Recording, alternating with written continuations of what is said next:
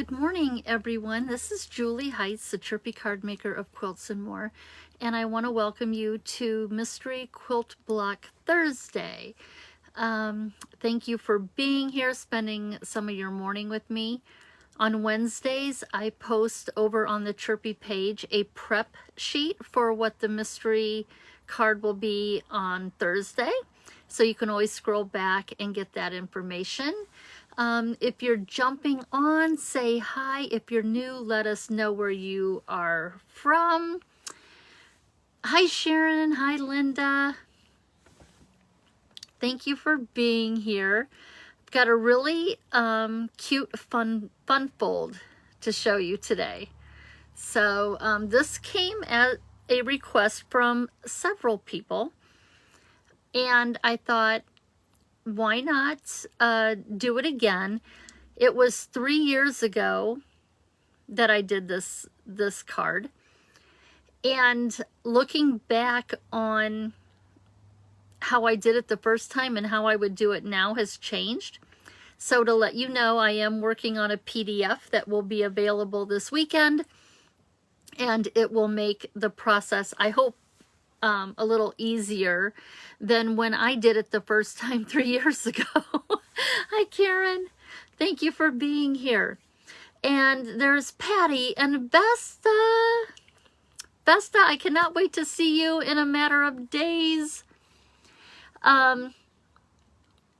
So yeah, let's get into it.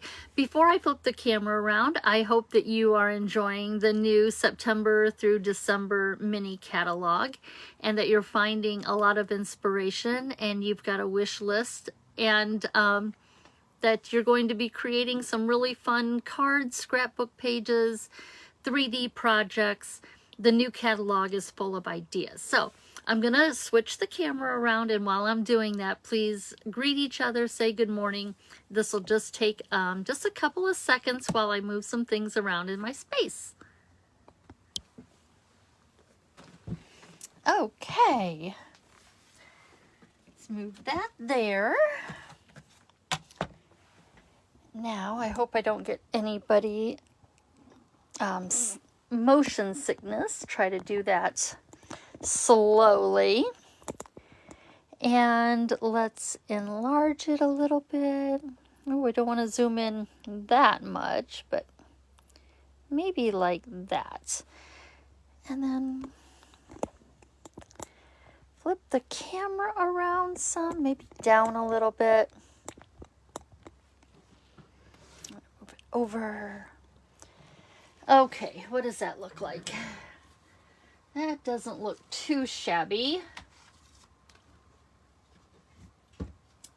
Good morning, Doris. Hi, Robin. My goodness, we sure are going to miss you too this weekend. Hi, Susan and Janice, Louise. Thank you, everybody, for jumping on this morning. So, what did I have you prep? Well, let's get that out of the way first. I had you prep a 4.5, so 4.5 by 8-inch piece of cardstock. In that same color cardstock, a 4-inch square. Okay. And then we have 3/4 of an inch square squares of, I'm using basic white. I do a lot of, I use a lot of white when I am showing you a quilt card, because it makes it really easy to demonstrate. Of course, once you see the pattern, your wheels will be spinning and you'll be wanting to use different colors in different places. But for teaching purposes, I do use a lot of basic white when it could easily be another color, just because I feel like it's easier to teach that way. I'll let you run with all the ideas rather than me overwhelming you with lots of ideas. Okay, does that make sense? And why am I crooked here? If I do that, did that just make it worse? That's a little bit better. Okay. And then I'm using 4 different patterns of designer series paper from the Wildly Flowering DSP. But I've got 2 strips here because I do like the other sides of both of these patterns. If I didn't like the other side, then I might want to go in and grab, you know, some pieces that I like. But these work well together. And then one of those patterns, I needed an extra 1 3/8 inch square. Okay, so I decided to pull out wild wheat. Not everybody's favorite, but I love wild wheat. It is like my go-to for a gold color without being, you know, bright and shiny gold, kind of a muted gold. So, hey Becky, good morning. You're almost on time. Well, we haven't started yet. We were just going over the prep items. You know, Doris, I know, it just makes me so sad that we won't get to see you. Hi, Dagmar. Dagmar is joining us from France, you guys. How awesome is that? That is so cool. I don't know the time difference between us, but I am so glad that you're watching. Okay, so let's get started with the 4.5 by 8 inch card base. Now, I may just, I'm going to be working from the top when I normally work at the bottom, so bear with me, okay? Because you can work from the top or the bottom, but with the camera and not being able to get it all in, I'm going to be working from the top. I may even have to stand up. Open your trimmer, and I'm actually going to be working this first step. I'm going to be working on the right side of my trimmer. I am going to put the 4.5 inch side across the top, and I'm going to bring it over to the 1/2 inch mark on the right hand side. It doesn't matter which side you use, but what we're going to do is we need a 1/2 inch on one side. Now, I am going to, how do I want to do this? Okay, you can still see the bottom piece of my cardstock. That's good. Because I am going to cut on that 1/2 inch line, but don't cut yet, because I want to stop about 1.5 inches from the bottom. So I know that this right here is 1 inch, and if I close my track, and if you're using a Stampin' Up! Trimmer, right here is 1 inch. Let me get my tool here. Right here is 1 inch. And then if I look at the ruler on this side, which I ran a piece of tear and tape on the inside of my guard here so that I can see the numbers and the lines, I know that I'm going to stop another 1/2 inch above that. So I'm going to score, and I'm going to keep watching, but I'm going to stop when I am 1.5 inches from the bottom. Okay, so I'm standing up a little bit, and I'm going to, so you're going to stop on your ruler at like around 6.5.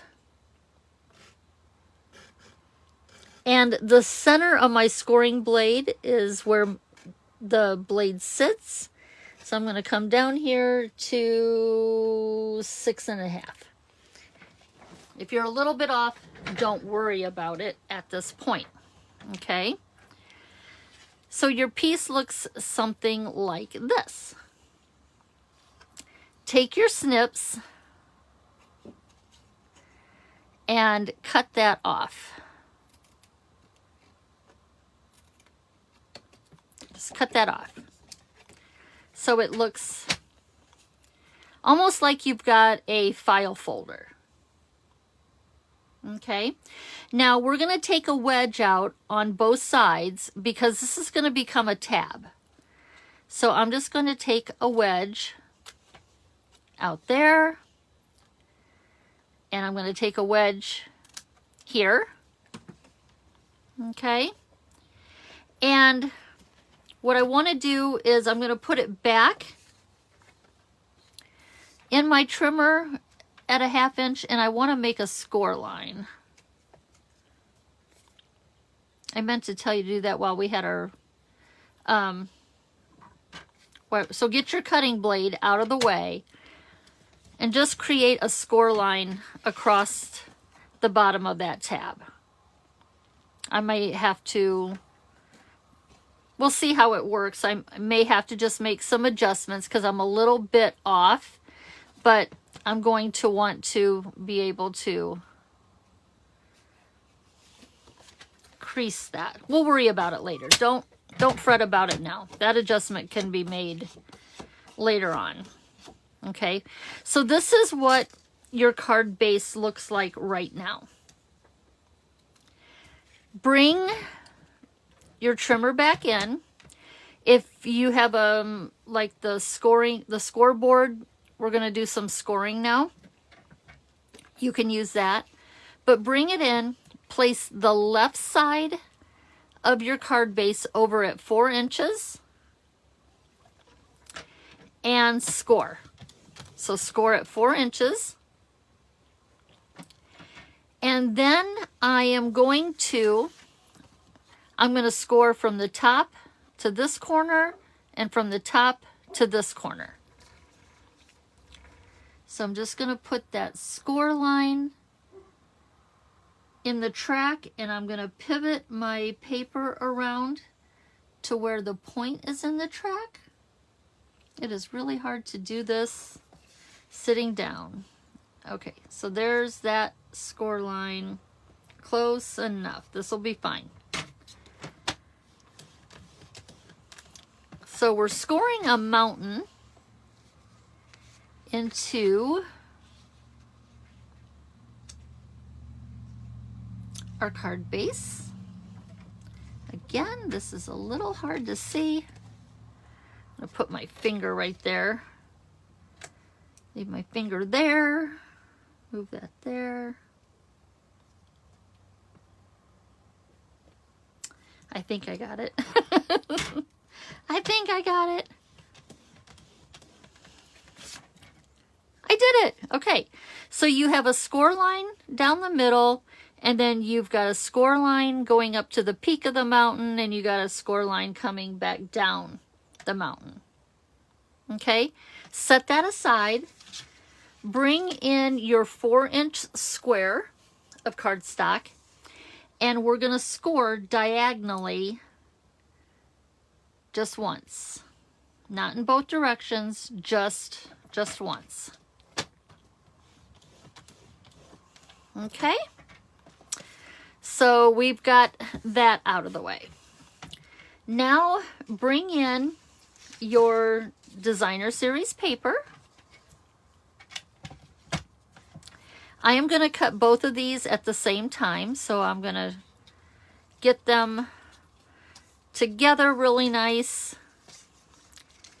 And now these measure 15/16 across. It's 1 mark behind the 1-inch mark on your ruler, okay? Why 15/16? I am taking a 3 3/4 inch square, and I am breaking it down, dividing it by 4s. So it gets a little tricky. In my original video, we started with a 4-inch square, which made it really easy, but we ended up trimming it down to make it 3 3/4. I thought I would give it a go and just go with 3 3/4. Well, when I did that, I am playing with numbers that you are not used to using, nor am I. But it gets us closer without having to waste anything. Okay, so that is the thinking behind why did she use 15/16. I've never used that in any of my card making. But sometimes it happens. So I am going to take these two pieces, and what we need, we're going to cut them at lengths of 1 7/8, which is 2 lines behind the 2-inch mark.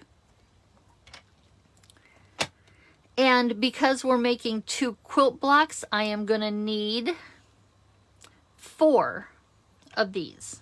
Well, let's get my scoring blade out of the way. So there's 1.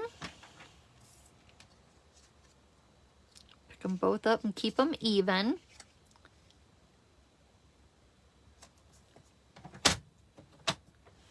2.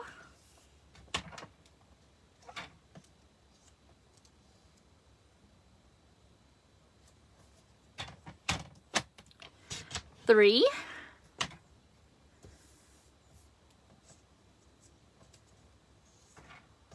And 2, 1 7/8, 1 7/8. Bring it over a little bit. Folded my paper, it's flipping up on me here. Okay, so 1 7/8 right there. So we have 4 cuts at 1 7/8.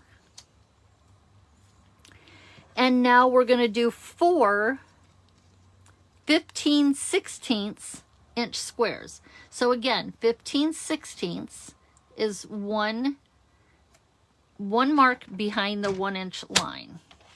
So we're going to do 4 of these.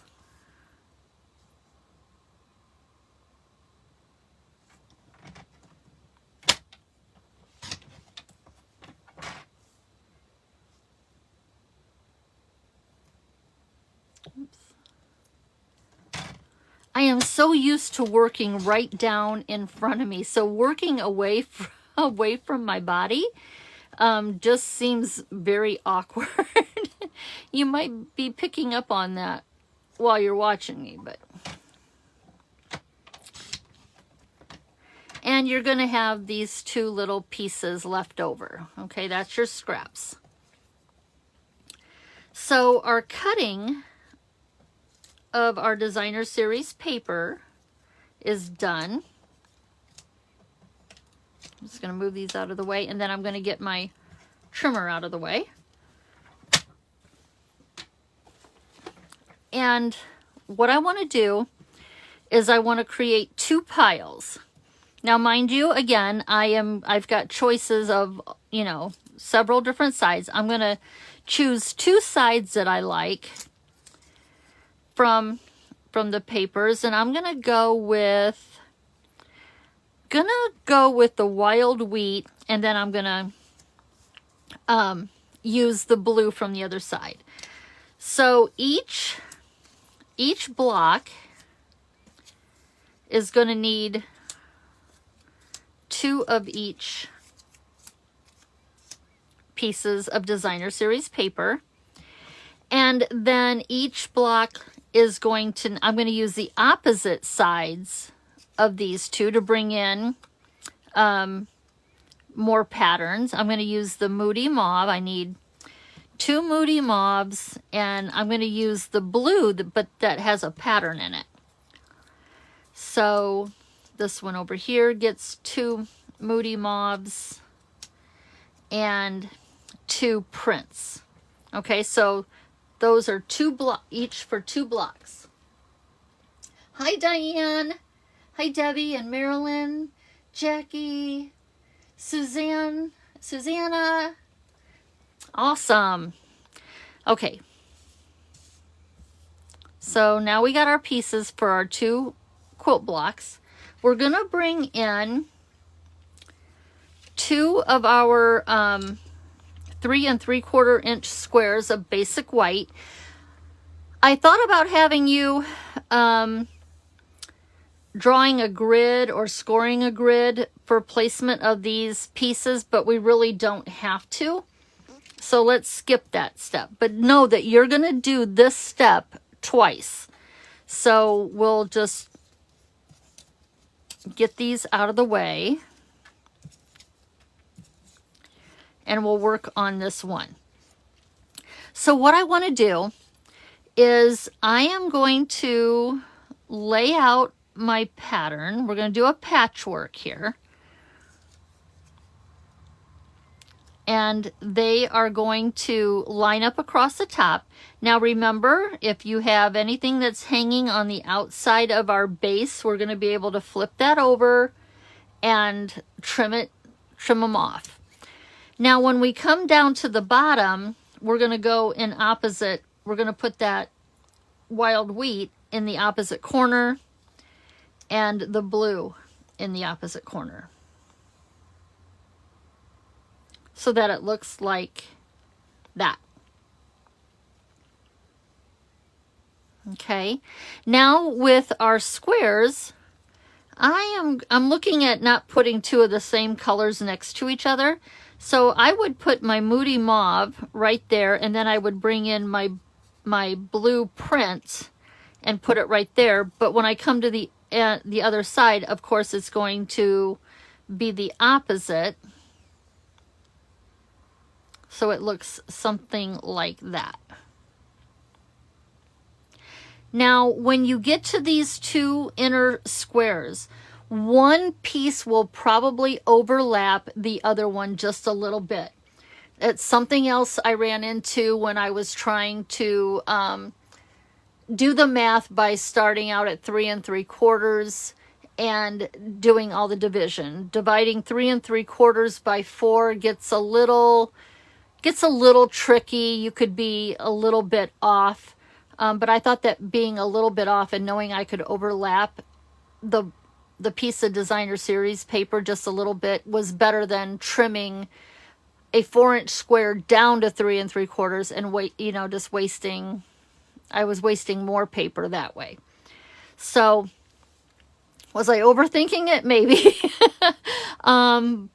But it is what it is. So this is what our patchwork is going to look like. I like to do the bigger pieces first. And you're not going to have to sit here and watch me glue both of these because I've already got some done ahead of time. And I'm just guessing. I don't want to put my glue too far down because I don't want to get into white space that needs to stay clean. And put that right up there in the corner. And I'm not pushing down my paper really hard yet because I want to be able to move it around if it needs to be pushed up or a little more out to the side. This needs to come down. I'm getting outside of my boundaries there. And once they're all in place, then I can press a little bit more firmly and get those down. And then I'm going to come across here. And again, I am doing opposite corners here. Whoops.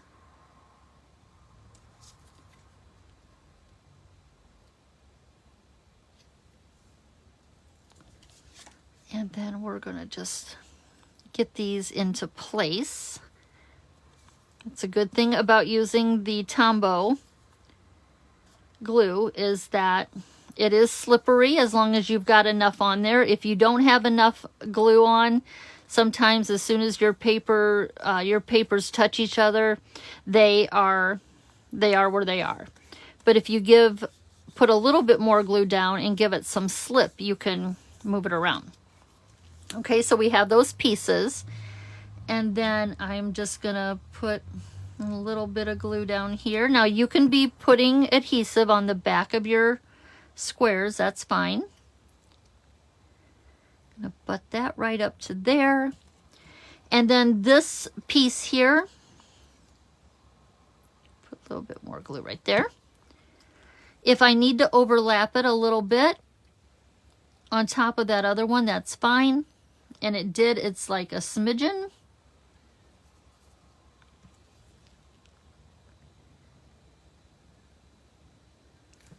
Okay, and then we're going to put this here.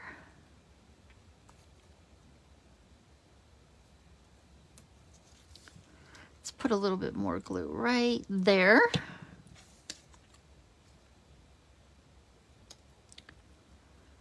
And it over, oh, this one just touches. Good. That means my cutting was pretty good. Okay. So here's my my patchwork. Now this I wish I would have gotten just out to the edge a little bit more, but it's okay. Flipping it over, I've got some overhang here, so I'm just going to trim this off.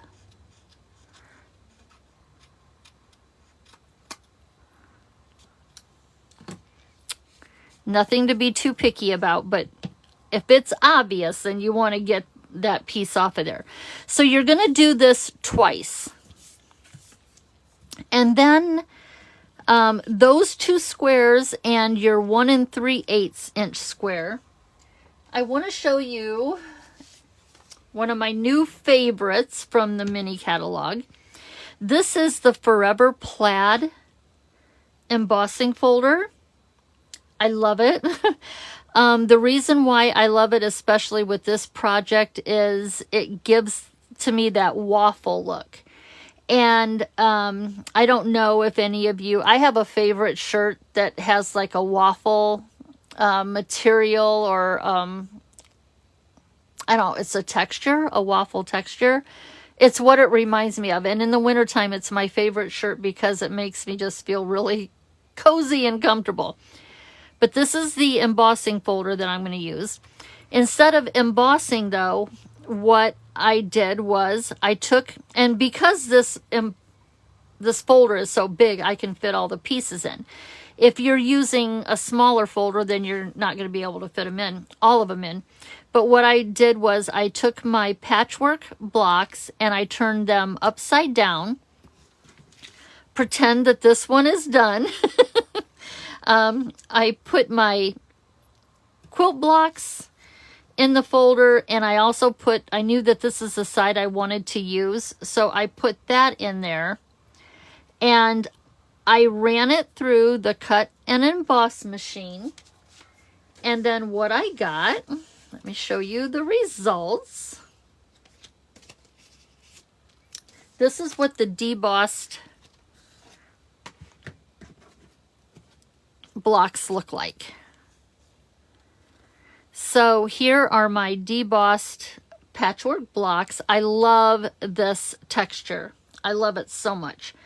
And then this square here also has texture. Okay, so how waffle weave. Thank you. Hey, Tony.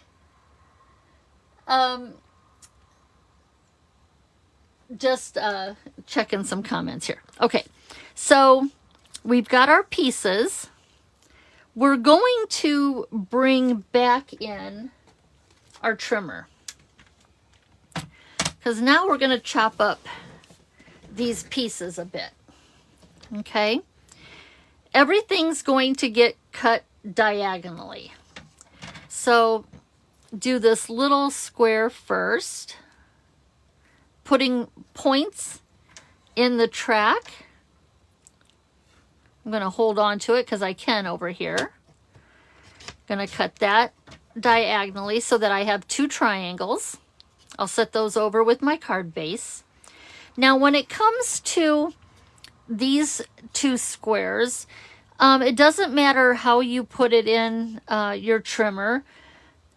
The card itself, I don't think you're going to be able to tell, but just to be different, I took one block and I'm going to cut from corner to corner on the blue pieces. And then I mixed it up by, on the second block, cutting diagonally my wild wheat to wild wheat. Okay, so there's two triangles there.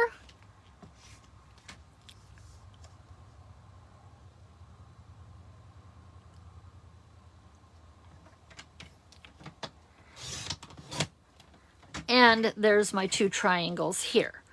Now that third 3 3/4 inch square of basic white, I'm going to cut that diagonally too.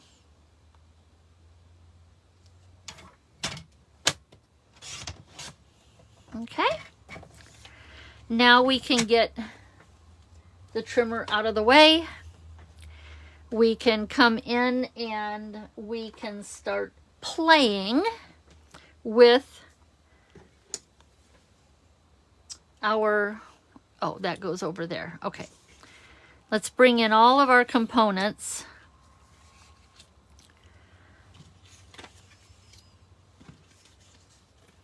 For our fun fold. So this is what we've got to work with. What we're going to do first is we're going to fold on our score lines. May have to just, like me here, I got a little wonky. So I'm going to try and square this up by holding it real tight in the corner and then forcing my line over just a little bit because I was off. So we're going to burnish that fold. I'm going to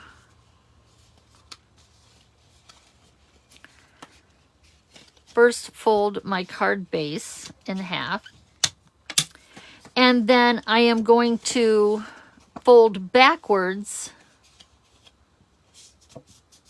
on those diagonal score lines.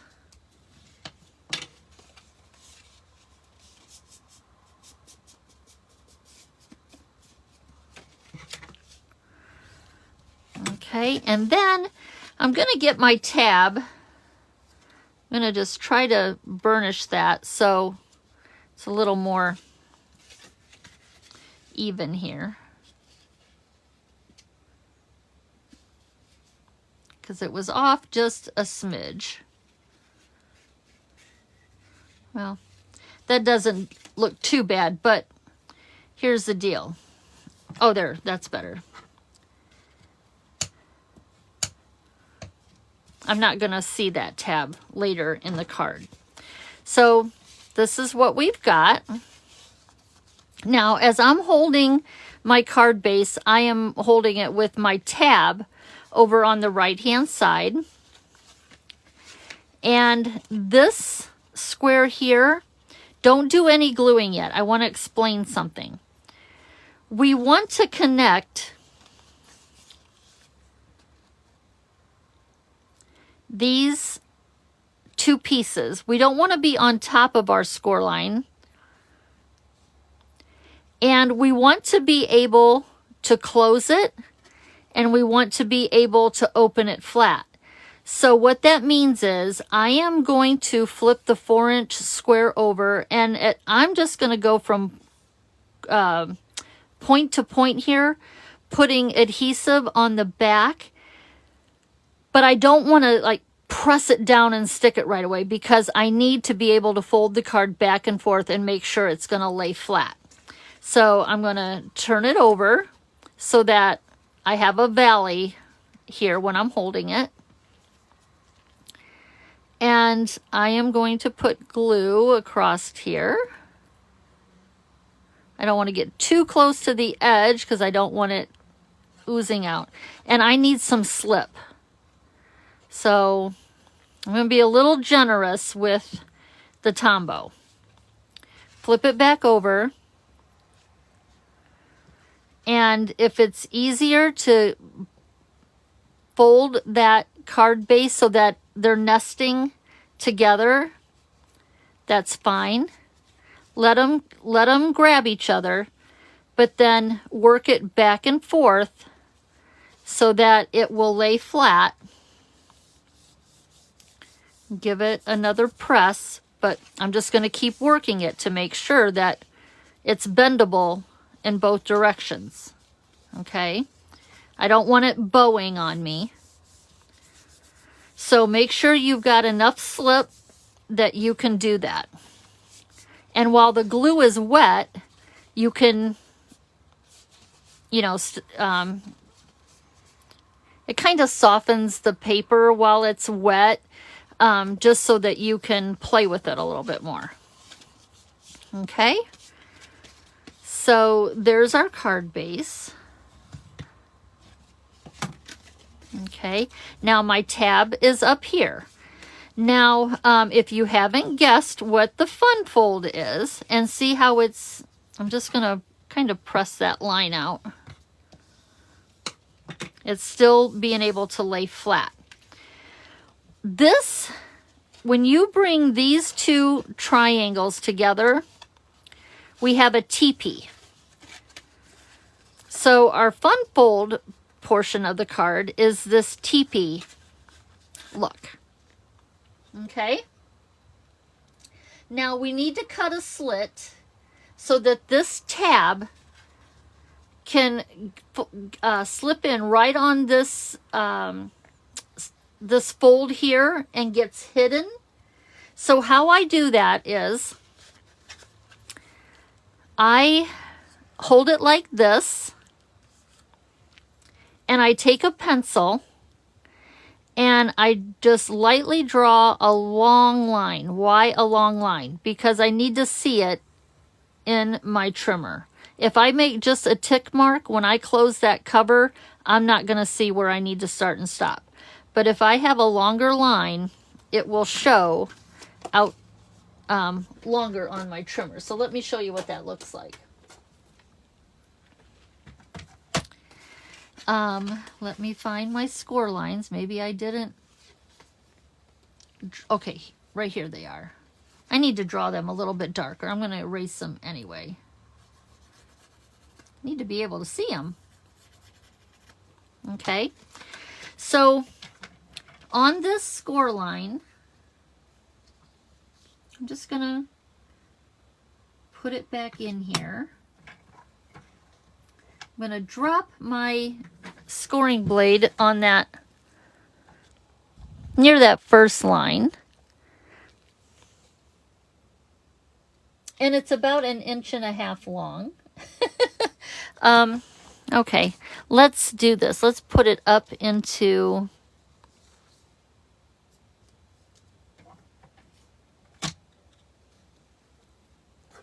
Now I can see the one a little bit better. Hold on. Okay, there's my first score line. I can see it. This is one of my pencil lines here. My other one stops down here. So I'm just going to drag that cutting blade and see how I've opened up an area on my card base so that I can slip that tab in there and it locks. You can do that. You don't have to use your trimmer for this. If you've got a really good utility knife, you can do it also. But you're just wanting to create a slit so that that mechanism, that tab, slips inside and it closes your teepee. Okay, so I'm going to open it back up and I'm going to erase my pencil lines. Really don't have to because I'm going to cover up that area. But I did anyway. Okay, so let's decorate our card base. Janice is like, yay, a TP card. Hi, Peggy. Hi, Judy. Okay, a TP card with a quilt pattern, Tony. Of course, you knew it. You knew it had to be. Okay, so I've got my triangles. And we're going to put a patchwork piece on, remember this is our square on point. I'm going to mix it up. I want 2 different triangles here. So I'm going to lay it out like this. And then I'm going to put this one here. I'm going to put this one here. And then those, remember those two, that triangle that we cut? We're going to fill in this space down here. You don't have to. It can be plain if you want to, but I thought it just looked more finished if we put those two pieces down there at the bottom. Okay, so this is what your patchwork teepee looks like so far. Now, I'm going to bring in one that I've done, so I will glue this all down later. I'm going to bring in one I've done because I'm going to show you where I put those pieces of basic white. So that's a card to be done later. Let me bring in one that I've done. And what we need to talk about before you start embellishing, I need to point out something to you. So don't embellish just yet. Okay, so here is my patchwork teepee. When you open up inside, I put these two triangles of basic white in here so that you can stamp another greeting, you can write a note, but it gives you some white space so that you can personalize the card. And then when you fold it back up, now here's the one thing I don't have for this card. It really should have an instructional sheet. Just a little piece of paper inside that tells them how to put the card together, because you're going to mail it flat. So the longest side of your card, look at this as a standard A2 with just a piece missing. So it would open just like a normal card. It will fit into our envelopes. And if you're holding it and you've got that tab up there in the right-hand corner, when you go to embellish, you don't want your embellishment hanging over these two sides because it won't fit in the envelope. So what you want to keep in mind is, as long as you embellish either on this part of the teepee underneath the tab, but it hangs over to the opposite side, that's fine.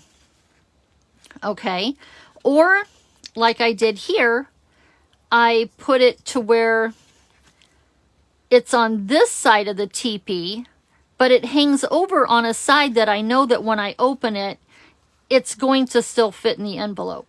So you need to pay attention to where your embellishments are. If you don't have anything hanging over the sides, you're golden. Okay, you could go ahead and you could decorate all three panels if you wanted to. But just know that this is your fold line, that you don't want anything hanging over this longest side, because that has to fit in the envelope. So, you know, if you want to just decorate all three sides individually, you could do that. Now, you do have a side that gets tucked under. We could have left that blank, but why? Because I want it to look polished and all together and have a patchwork on each portion of the teepee. So that is the teepee, the patchwork teepee, for the mystery this week. And again, I wish I had a little printout that I could upload into the files that just has like a little square that tells somebody how to put it together, because when they get it in the mail, they're going to open it up and be like, okay, what do I do with this? You can't really see the slit. So some kind of a know-how would be good for this card. And then I just went ahead and embellished with the these are the opaque, so the 2023-2025 in color opaque sparkle dots, because it's got the same colors as the designer series paper. My label, my sentiment, and this die, it's all from Unbounded Beauty. Okay, so all of it came from Unbounded Beauty, or Unbounded Love. The paper would have been Unbounded Beauty. So that's what I use for my sentiment and my die cuts. Now I want to show you an alternative. Well, yeah, it's an alternative. I did a wedding card. I wanted to see what this was going to look like in all white. So I used the eyelet embossing folder, and I didn't do any patchwork.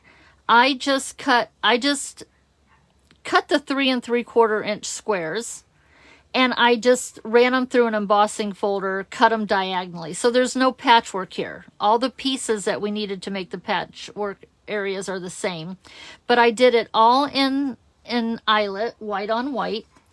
And then I did stick with the wild wheat, and I just put "to you and yours."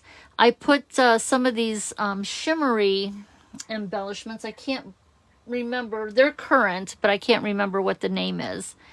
And put a few of them in there. And then when it opens, may all your wishes come true. So I made this a wedding card, and very simple, not too overly done, and thought it made a really elegant and unique kind of card.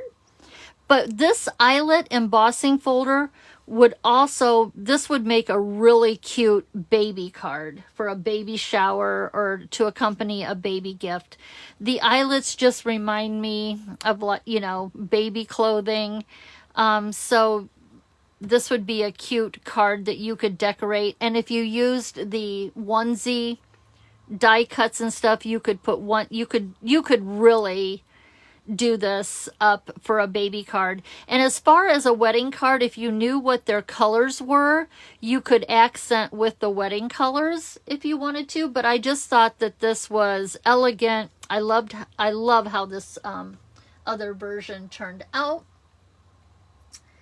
Oh my gosh, Tony, you know what? I can't believe that we were thinking alike on that. So here's the TP wedding card, and here's our patchwork teepee, just to show you how different it looks.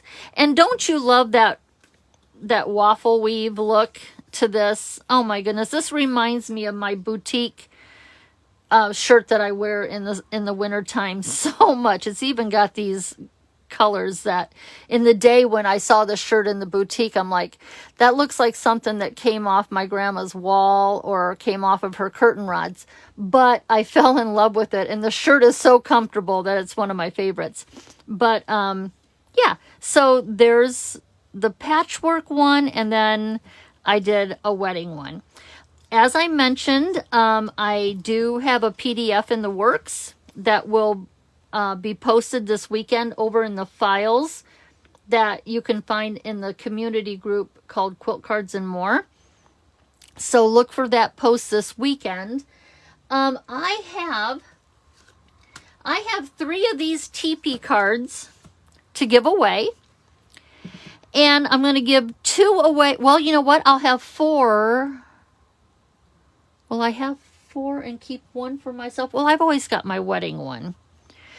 So I'm going to give away 4 TP birthday cards. And before I do that, I wanted to point out something. When you're locking your TP card, if it's hard to get in there or if anything's off, you may have to trim your tab a little bit to get it in there. And then sometimes once you've got it locked, you may have to go in and just make sure all the panels are laying down real smoothly in there.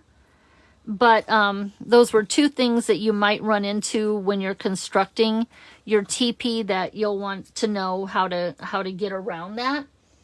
So, oh, and here's another thing I wanted to show you. Pictures of these will be in the PDF. But if you want to create yourself a template, where you would be scoring and cutting, just draw the pattern out on that same size piece of cardstock. And then I'm just going to keep all of these pieces in an envelope with the card as a sample, or however you file your PDFs or your samples. This part here just is explaining that that's the part that you're going to cut away, how long it is, how wide it is. But pictures of the template will be in the PDF in case you want to create a PDF to keep with your project. Okay, enough talking, Julie. So, going to give 2 away for the live and give 2 away for those who watch the replay. So, comment Patchwork TP if you would like a chance to win one of the birthday cards.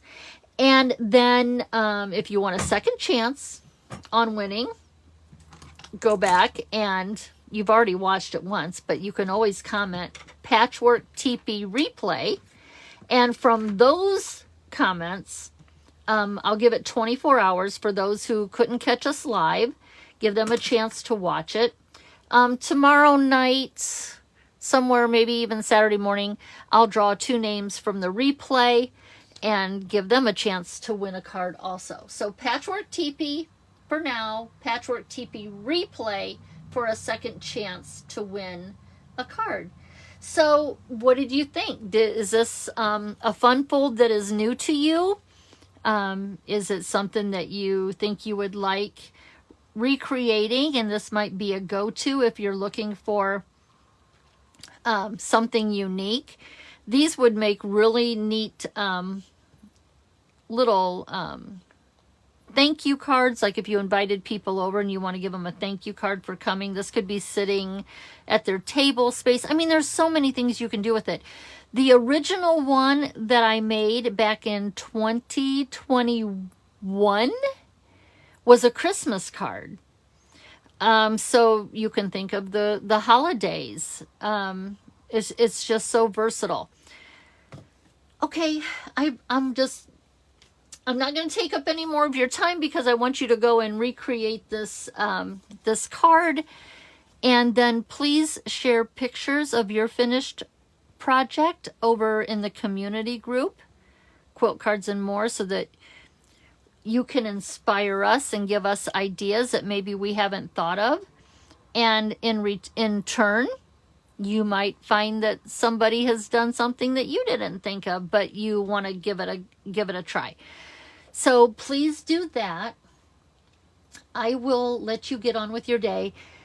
Starting Sunday through next Thursday, I will try to jump on and catch comments or answer questions, but I will be away at a retreat that I'm hosting.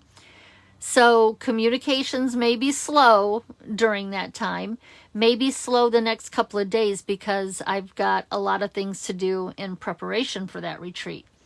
Nonetheless, I will be checking in. It just might not be as frequent as I normally do, and it may take me a little bit longer to respond to your question, just to let you know that, okay?